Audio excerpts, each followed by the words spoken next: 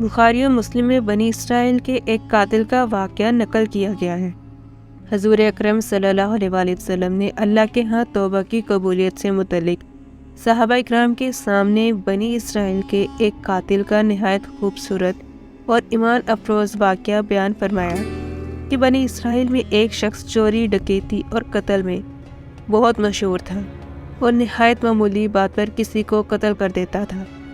ہوتے ہوتے اس کے ہاتھ سے 99 افراد کا قتل ہو چکا۔ اس کے بعد اس کے دل میں احساس پیدا ہوا کہ مجھے بھی تو اللہ کے ہاں جانا ہے۔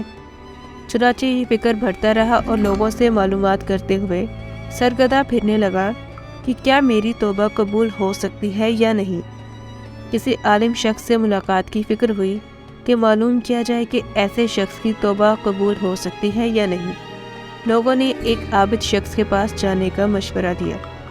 اس شخص نے اس کے پاس جا کر مسئلہ معلوم کیا کہ کیا میری توبہ قبول ہو سکتی ہے اور کیا میری مغفرت ہو سکتی ہے، جبکہ میں نے 99 انسانوں کی جان مار دی ہے۔ تو اس عابد کو مسئلہ معلوم نہیں تھا، تو اس نے اپنی عقل سے قیاس آرائی کی کہ جو آدمی 99 انسانوں کی جان مار سکتا ہے، اس کی مغفرت کہاں سے ہوگی؟ چنانچہ اس نے کہہ دیا کہ تیری توبہ قبول نہیں ہوگی۔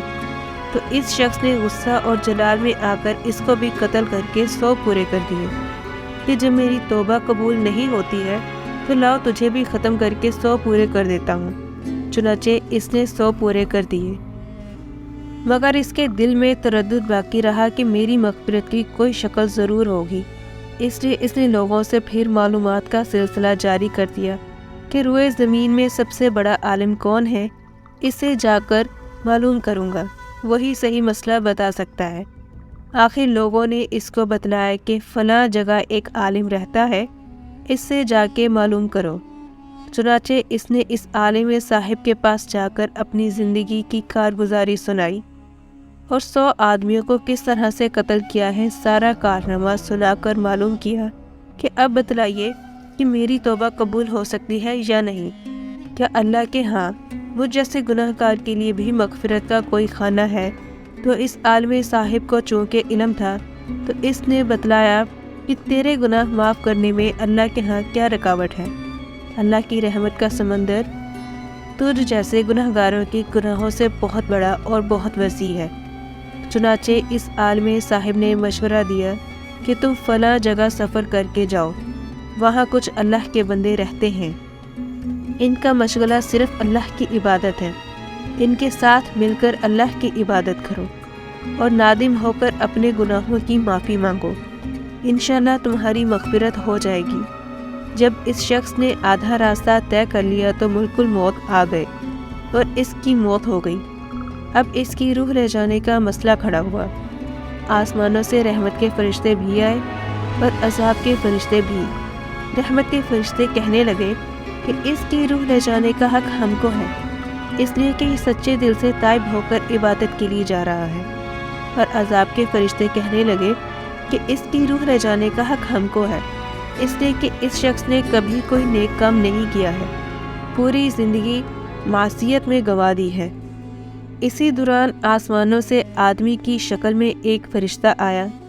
بعض روایت سے معلوم ہوتا ہے کہ یہ آنے والا فرشتہ حضرت جبرائیل امین علیہ السلام تھے۔